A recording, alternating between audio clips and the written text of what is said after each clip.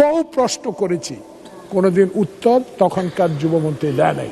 আমি জাতীয় football player Aminul, অত্যন্ত জনপ্রিয় ফুটবল খেলার, তার কাছে আমি আপনার মাধ্যমে জানতে চাই, এই যে যুব উন্নয়নের প্রশিক্ষণ নামে 16 বছর যারা এই সংসদে অনির্বাচিত ভোটবিহীন এসে তাদের দলীয় লোকগুলোকে প্রশিক্ষণ দিয়ে যুব মন্ত্রণালয়কে সম্পৃক্ত করেছে, যেটা আমি আল্লাহ পাক আমাকে শহীদ প্রেসিডেন্ট জিয়া খালেদা জিয়া ধানের শীষের কারণে এখানে 6 বার আসার সৌভাগ্য হয়েছে।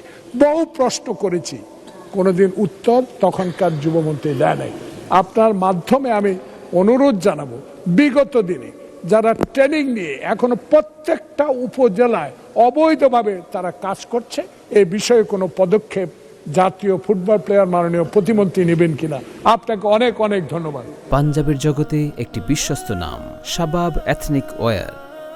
মাননীয় প্রতিমন্ত্রী, মাননীয় সংসদ সদস্য অতীতে কখনোই উত্তরের জবাব পাননি। জাতীয় সংসদ আশা করছে আপনি আজকে উত্তরের জবাবটা দিবেন দয়া করে মাননীয় প্রতিমন্ত্রী। অবশ্যই মাননীয় স্পিকার, আপনাকে ধন্যবাদ এবং আমি ধন্যবাদ জানাচ্ছি আমাদের মাননীয় সংসদ সদস্যকে যে তিনি বিগত সময় কোনো উত্তর পাননি, বাট আমি এখানে উত্তর দেওয়ার জন্য প্রস্তুত রয়েছি।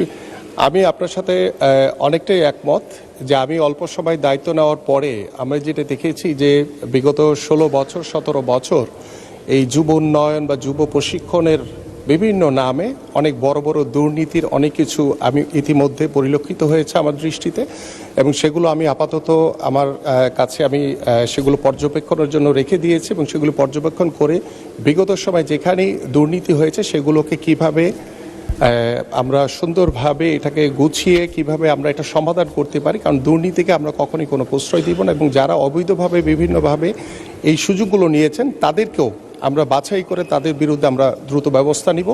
পাশাপাশি আমরা যুবকদের কর্মসংস্থানের জন্য, যুবতীদের কর্মসংস্থানের জন্য আমাদের মাননীয় প্রধানমন্ত্রী যে নির্দেশনা রয়েছেন সেই নির্দেশনা অনুযায়ী ইতিমধ্যে আমি আগামীতে আমাদের যে কর্মসংস্থানের লক্ষ্য নিয়ে যে আমাদের কার্যক্রম এবং আমরা কিভাবে যুব উন্নয়ন অধিদপ্তরের মাধ্যমে আমরা আরও ব্যাপকভাবে কর্মসংস্থান ব্যবস্থা করতে পারি এবং প্রশিক্ষণগুলো যাতে একদম সঠিকভাবে করা হয় সেগুলো আমি নিজে তদারকি করব ইনশাআল্লাহ ভবিষ্যতে।